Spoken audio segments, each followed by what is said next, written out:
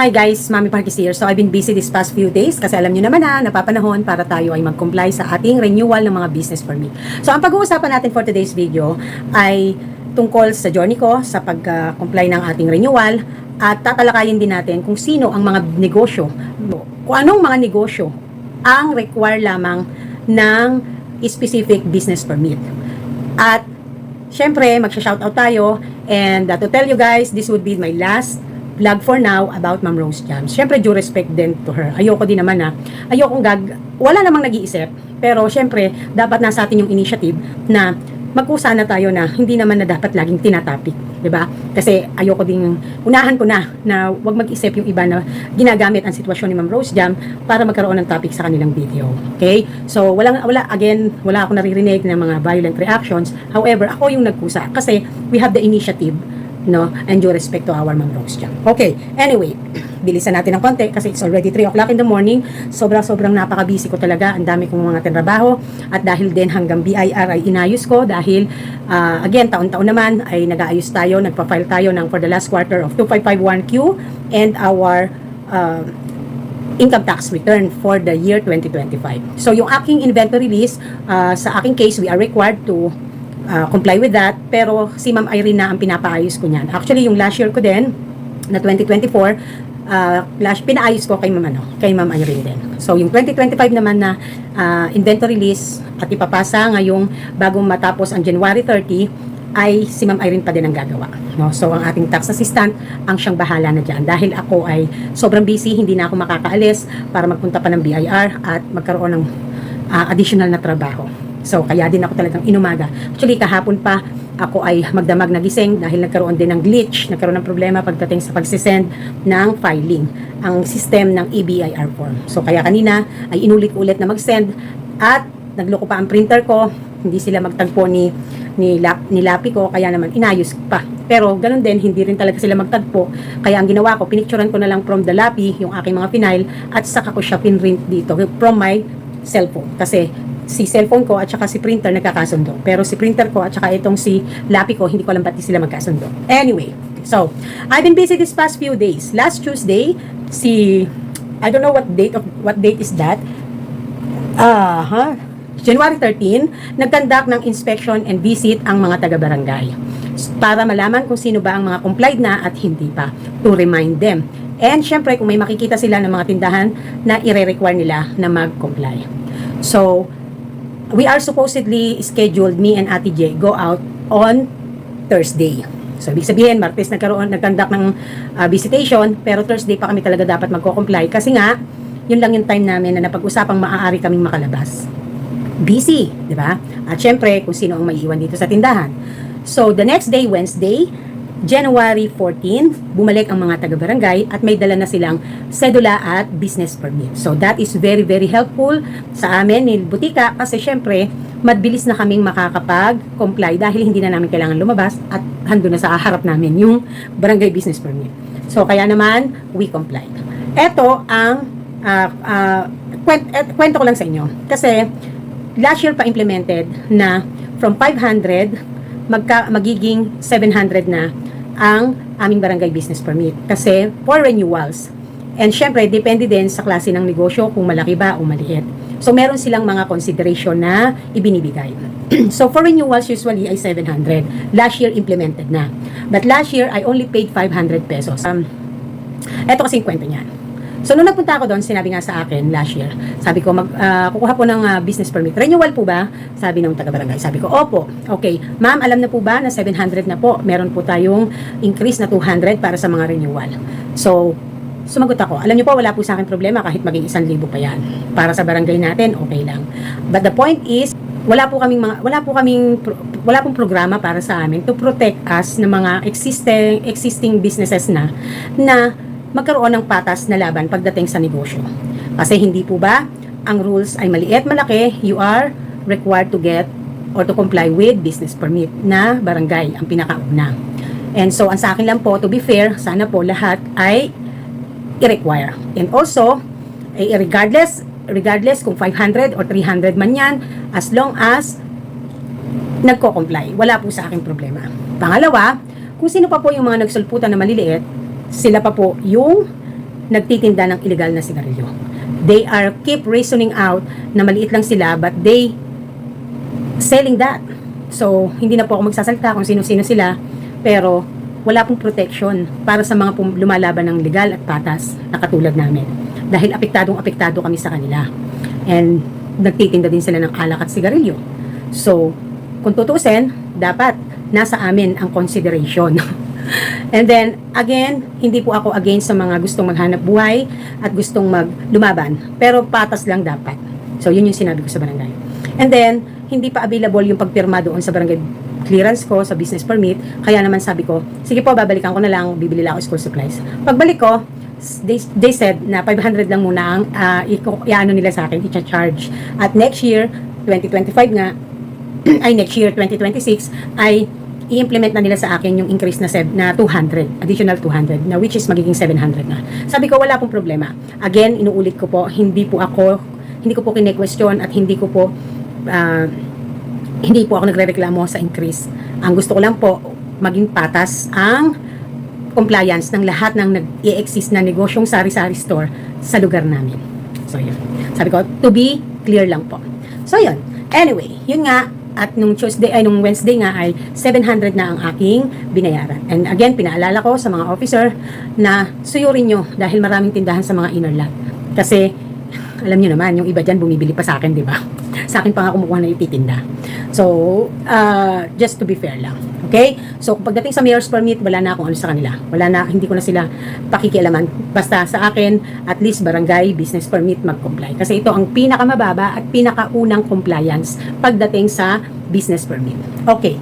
So, ang general rules dito sa atin sa Pilipinas, anyone who is obtaining income or having income or doing business is required to comply with business permits. So, ibig sabihin, walang lusot. Lahat, kahit sino na individual na kumikita, galing man yan sa pagiging empleyado ka, at galing man yan sa iyong negosyo na ipinut up, you are required to comply with your business permits. So, sino-sino ba ang required? At ano-anong mga klaseng business permits ang kanilang kailangang i-obtain? Unang-una sa mga employed, ang nag-aasikaso niyan ay ang kanilang mga employer dahil sila ay direkta BIR na. So, nagbabayad sila ng income tax return, ITR. Pagdating naman sa mga self-employed, professional, freelancer, hindi sila basta-basta magkakaroon ng mga legal na transactions at kliyente kung ire-required sila ng kanilang mga client na magkaroon ng resibo, manghingi sa kanila ng resibo, ganyan. So, itong mga individual professionals na to, halimbawa, doktor, may freelancer, o kaya naman ay engineer, no? So, they are required to comply with the legalization. Kailangan nilang kumuha ng kanilang BIR. Minsan, hindi na sila nire-require ng mayor's permit kasi wala naman silang physical business minsan dahil nga freelance, halimbawa kung gagawa lang sila ng plano, no, yung mga engineers na yan. So usually ang nire-require na lang sa kanila ng BIR ay DTI and then yun nga ITR. Depende po sa pagkaka-analyze ng pagkaka-assess ng taga BIR kung 1701 lang ba sila or meron pa silang 2551Q ganyan. So depende. But again, required. Now, eto naman. Pagdating naman po sa mga self-employed na mga merong existing business na ang kanilang income ay purely derived from the business. Sila po ay required na ma-register sa BIR. Okay. So, bakit may mga iba na hindi nakakarating hanggang BIR? Pero, ang general rule pala ay kailangan hanggang BIR dapat registered. Okay. So, ito po kasi yan. Kapag po ang tindahan mo, maliit. No? Maliit lang. So, how we define yung maliit na sari-sari store? How we define a very small sari-sari store or store na hanggang barangay lang or hanggang municipality lang. Okay? Pero ulitin ko ha, ang general rules, maliit, malaki, required kang mag-comply hanggang BIR. Yan ang rules, yan ang batas ng ating Pilipinas. Okay.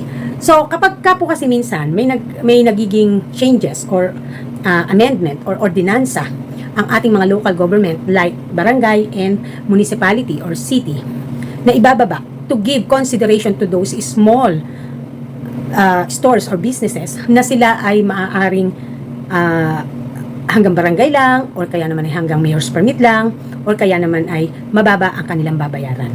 No? Okay. There is no such thing as, kung sa general rules, there's no such thing as, or sa pinaka-general law, there's no such thing as, maliit ka lang na tindahan, kaya hanggang barangay lang ang kailangan mong i-comply. There's no such thing as that. So, doon sa mga nagpo-post pa at nagsasabi na maliit lamang silang tindahan, pero kapag ka nag-post, barangay business permit, ang background, apakaraming paninda, may bigas, may alak, bahala sila, no? Masasabi ko lang sa kanila ay, mahina utak. Yun lang masasabi ko dun. So, masaktan kayo dyan, bahala kayo dyan. So, ngayon, eto. Again, ang pinakamababa na requirements ng business permit ay barangay at DTI. Kasi ang DTI mo ay para sa business trade name mo, para maging legal ang iyong pangalan, ang pangalan ng negosyo mo, at ang barangay naman ay isa sa requirements para makapag-exist ka dyan sa community dahil pinapayagan ka ng barangay na makapagtindahan o makapagnegosyo. At ito ding dalawang bagay na ito na DTI at barangay business permit ang unang requirements na iyong kailangan para ma-obtain mo ang next level ng business permit na which is mayor's permit. Okay? Pagdating naman po sa BIR, ang requirements mo naman po dyan sa pagdating sa permit ay ang DTI at ang iyong mayor's permit. So, pero may mga additional pa silang nire-require like yung picture ng establishment, picture ng tindahan mo, cedula or whatsoever pa, government ID mo, consent letter or anuman pa. But yung pinaka-major na kailangan mo para makatalon ka sa next level ay DTI at mayor's permit pang BIR. Pagka pang mayor, DTI and barangay business permit. Nagets po ba? Okay. So, kung nagkaroon po ng ordinansa, no, sa inyong municipality or city na pinapayagan na ang mga maliliit na negosyo na hindi muna sila mag-comply ng mayor's permit at hanggang barangay lamang, okay lang yon. Walang problema doon. Happy everybody. Diba? Ngayon, ano ang magiging consequences nang ikaw ay hindi naging handa sa mga possible na mangyayari in the future? Okay? Eto. Alam niyo po ba si DTI at saka si BIR ay magkaibigan, magkabati sila. Kasi po, mas nade-detect ng BIR kung sino ang mga may businesses sa using or looking to the data of DTI. Kaya nga po meron pong batas, 'di ba? Na 30 days after mo ma-obtain, after mong makakomply sa DTI, kailangan registered ka na. Before pa maubos yung 30 days, after mong makuha, the day na makuha mo ang iyong DTI, kailangang hindi uubos ang 30 days niyan, nag-comply ka na kay BIR. Yon ang general rules, yon ang law pagdating sa DTI at BIR. Okay. So, hindi ka aware doon. At kung aware ka man, hindi mo naman din pa rin ginawa. Okay. Let's set for example, nagkaroon ang mayor o ang office of the mayor or ang municipality, nag-conduct sila ng visitation, nag-conduct sila ng inspection. At yun ding panahon na yon ay hindi nagbaba ng ordinansa o ng kautusan na ang mga nag-obtain ng mga business permit na barangay business permit o mga maliliit na tindahan, hindi sila nagbaba ng mga panahon na yon ng utos na magkakaroon ng consideration ng mga maliliit na tindahan ay wag munang mag-avail or wag munang kumuha ng mayor's permit. Papayagan nila. So, nagkaroon ng visitation at walang order na ganon, paano ka ngayon? At na-inspection ang lugar nyo. Na-bisita, na-mapping, na-tax mapping ang lugar nyo. Ano ngayon ang isasagot mo? Sasabihin mo ba na sabi ng barangay, hindi naman na kailangan pong umakyat hanggang mayor kasi po maliit lang ang tindahan ko. So, pala decision ka. Diba? Yun ang magiging system mo. Pala decision ka. Then, kung sakali naman ang nagkaroon ng tax mapping, surprise visit, ay ang mga taga-BIR, at napunta yan sa lugar mo, may na-detect yan na mga legal na or na mga BIR registered na negosyo at nagkandak sila ng surprise visit sa lugar mo. At hindi lang iyon ang binisita nila, yung mga prospect nila, binisita din nila ang lahat ng mga existing tindahan doon at isa ka sa na-tax map, isa ka sa nabisita. Pero wala kang naipakita kundi tanging barangay business permit lang. Maliit ka man or malaki. Dahil sa general rule, maliit man o malaki, you are required to comply with permits. Okay. Or registration. Then, hindi mo po pwedeng ikatwiran na ang sabi po sa akin sa munisipyo, ang sabi po sa akin sa barangay, na ang sabi po ng aming mayor ay hindi naman na po kami kailangang umakyat ng BIR dahil maliit lang po kami. Hindi mo po pwedeng ikatwiran yon sa mga taga-BIR na bibisita sa lugar nyo nang hindi mo inaakala. Hindi mo po pwedeng ipangsanggalang ang iyong municipality at ang iyong barangay tungkol dyan. Kasi pag sumagot yan, sino sa mga taga-munisipyo, sino sa mga taga-barangay nagsabi niya na hindi kayo po pwedeng, hindi nyo na kailangan mag-register? Sino? Walang batas na ganon. Ibig sabihin, yon ang consequences ng hindi ka legal. Okay? At kung sakali namang nakarating ka hanggang DTI at na-detect na ikaw ay hindi registered, magkakaroon ka ng penalty. Let's say for example, dati ka nang may DTI, hindi pa expired, pero, or expired man o hindi, ay dati ka nang may DTI pero hindi pa expired, pero you decided na kailangan mo na pala na mag-BIR dahil ikaw ay umasenso na, umukay na ang iyong negosyo, and na-detect doon sa system ng BIR na ikaw ay late nang nag-register sa kanila. Kung ilang years yung iyong na-lapse na hindi ka kagad nag-register, penalty. Usually po ang penalty ay 1,000 to 5,000 per year, no? So it depends po sa assessment ng mga officer sa iyong RDO. Okay? So naintindihan po. So bakit nakalulusot yung mga nasa maliliit na community, ng mga maliliit na tindahan? Na sari-sari store lang naman kami. Kasi may nakita akong po sa FB. Kumukontra yung mga ibang mga nagko-comment doon sa isang post ng isang ewan ko kung vlogger yon or what, kasi parang nag-post siya sa community, sa store community group sa Facebook. Ang kinakatwiran ni poster ay siya ay maliit lang naman, ganyan. Hindi naman siya kumikita ng malaki. So hindi kasi pinag-uusapan dito kung kumikita ka ng malaki o hindi. As long as na nag-e-exist ka, ibig sabihin, ang laging treatment, ang laging thinking ng mga mga nag-i-issue ng business permit ay kumikita ka kasi buhay pa eh. Nagre-renew ka nga eh. 'Di ba? 'Yun ang kanilang isip. Kaya nga, importante, ang kagandahan, kapag ka barangay at saka mayor, nakakausap mo, may consideration. Hindi katulad ng sa BIR, hindi ka basta-basta makakahingi ng consideration dyan. Unless, yun lang mga tao na may mga penalty, yun, nakakahingi ng consideration para mapababa. Pero yung sasabihin mong, bago ka pa lang, hindi basta-basta. Okay. Na ating nakita. May mga kumukontra na, yung tindahan mo, mukhang kay laki-laki, mukhang malaki pa tindahan mo sa amin, pero kami hanggang mayor, meron kaming business permit, ganyan. Pero siya, lumalaban siya, nangingatwiran siya, na maliit nga lang siya, ganito, ganyan, at sila daw ay nare-required lang ng barangay business permit. Kung may utos ang municipality na hindi sila umakyat hanggang municipality na mayor's permit, okay lang. Na-inspect sila. Na-inspect ang kanilang tindahan, nakita. Kasi ganito po yan. Kaya nagbibigay ng consideration ng mga municipality. Kasi usually, kapag ang tindahan mo ngay totoong maliit, wala kang tindang sigarilyo, wala kang tindang alak. At talagang ang nilalaman lang ng tindahan mo ay nagre-range to 5,000 up to 15,000 lang ang laman ng tindahan mo. Minsan binibigyan talaga ng konsiderasyon. But, hindi naman lahat ng mga municipality nagkakandak ng mapping. So, ibig sabihin, at kahit barangay, hindi lahat nagkakandak ng mapping o ng visitation.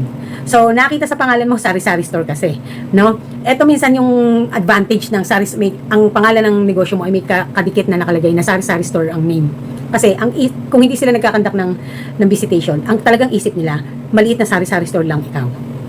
So, ako, sa tingin ko, hindi kasi siya siguro nabibisita. Kaya, pag nangatwiran siyang maliit lang ang tindahan niya, naniniwala ang mga taga-barangay, maniniwala ang mga taga-munisipyo. Pero once na nabisita ka at nakita na ang iyong tindahan ay hindi naman pala basta-bastang sari-sari store lang sari-sari store siya pero hindi yung sinasabing maliit talaga, wala kang choice kundi i-require ka. Malas kung bigyan ka ng penalty. Swerte kung hindi. Okay? So, aminin natin, no? Lalo na dyan sa mga iba na yan, lalo na nagsisinungaling kasi kayo na maliit ang tindahan nyo. Hindi ko nilalahat. Nagsisinungaling kasi kayo na maliit ang tindahan nyo. Kaya, napapayagan kayo na ganyan.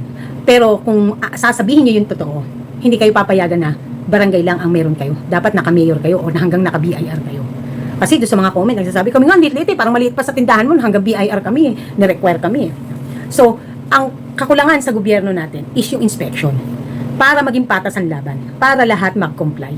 No, mami pa, parang napakaano mo, parang gusto mo lahat Syempre, gusto ko lahat complied. Lahat ng tindahan, maliit, malaki. Bakit? Para patas ang laban. Yun yung sinasabing lumalaban ng patas. Yun yung sinasabing lumalaban ng patas. Okay? Huwag niyo akong dahil maliit pa tindahan ko, complied ako. No? So, bakit nga ba ako, kahit noon maliit pa lang ang tindahan ko, bakit nga ba pinilit ko na maging maayos ang aking business permits? The true reason of that, first, hindi talaga sitahin yung lugar namin. So, hindi ko kailangan talaga na umabot pa ng hanggang mayor at hanggang BIR. Lalong-lalo na at nangungupahan kami, hindi mo naman sigurado kung tatagal ka dun sa lugar na yun. The reason of that is, I need a legal documents to declare that I have a source of income. Kasi, may nag-out of the country ako before. May planning ako, may mga future plans to go out of the country.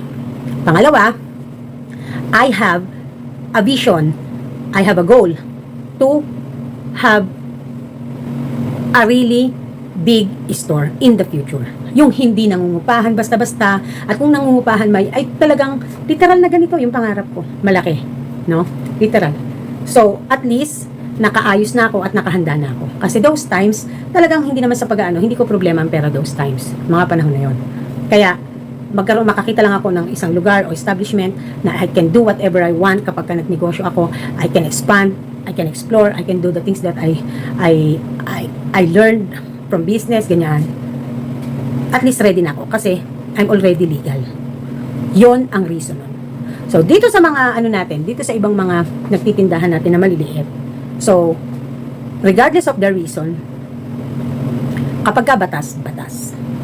No? So, kung makalulusot ka man ngayon, it is because hindi ka na-inspect. It is because hindi pa dumadating yung time na wala ka ng lusot. No? Wala ka ng lusot. Alam nyo, ang kagandahan kasi nga, kapag ka marunong ka sa mga ganyan, makipag-usap, marunong kang may alam ka, no? Marunong kang makiharap sa mga nasa gobyerno, na mga officers, ganyan. Marunong kang makipag-communicate. Ang kagandahan dyan, nakakahingi ka ng consideration. At kung matututunan nyo lamang yung essence ng compliance sa mga business permits hanggang BIR, sasabihin nyo talaga na ay ganun lang pala yun. No? Nahihirapan lang kayo at nagrereklamo kayo, not just only because yung babayaran, but because hindi kasi naaarok ng utak nyo dahil hindi talaga nyo natutunan yan, napag-aralan, hindi nyo talaga kayang gawin. So, ang tendency, kailangan nyo itong ipagawa sa iba, ipaasikaso sa iba, at ang tingin nyo palagi, gastos ito. Talagang expenses yan, gastos yan. But, hindi yan magiging malaking-malaki kung marunong kayong gumawa, kung marunong kayong makipag-usap, kung alam nyo paano ang proseso. So, yun lang naman yun sa akin. I know, may mga masasaktan or may mga magre-react, but I don't care anymore, I think, kasi we're too old with this shit, no? Kaya nga dun sa t-shirt ng daddy. Masyadong matanda na tayo para alam mo yan. Yan lang. No? Okay. So, at least ngayon may idea na kayo, no? Na lahat talaga nire-required na magkaroon ng barangay business permit, mayor's permit, at BIR. Depende yan sa kung ano ang source of income nyo. No? So, ibig sabihin, hindi pala basta-basta totoo yung hanggang barangay business permit ka lang. Yun lang ang required sa iyo kasi maliit ka lang. Hindi pala totoo yun. That is only a myth. No? Kwentong barbero lang yon. Hindi yun totoo. Walang batas na ganon. Ang objection of the rules dyan, kung mag-uutos ang municipality na ang mga maliliit na tindahan ay maaaring wag munang mag-avail ng mayor's permit. Pero kapag nagtandak ang BIR at isa ka sa nadaanan at na-inspect, hindi mo po pwedeng idahilan na ang utos kasi ng mayor ay pwedeng hindi na po kami, pwedeng hanggang barangay clearance lang po kami. Hindi mo pwedeng idahilan yun. So, yun yung mga consequences. Okay, yun yung downside niya. Okay? So, yun lang. And, let's go shout out na. And, again, tulad ng sabi ko kanina, this would be the last video for now about Ma'am Rose Jam. Kasi nga, I want to be advanced. Ayokong isipin nyo na ako I'm taking advantage the situation of Ma'am Rose Jam. No? Ako may initiative kasi ako. Naiisip yun. Common sense ang tawag doon. No? Okay. So anyway, nung nakarang isang gabi pa, nag-update ako na parang pauwi na sila. Nakalabas na yata si Kuya Indoy.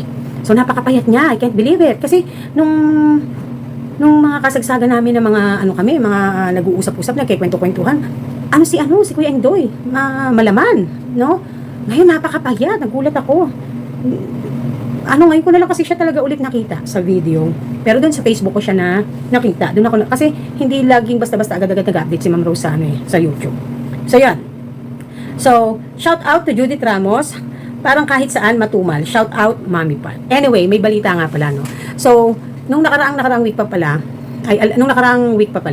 alam na ni Kuya Joseph na may baba na sa kanila ng balita na tataas ang alak na gin at emperador. Hindi ko lang alam kung sa gin ay kasama ang mga mojito at 4 cantos.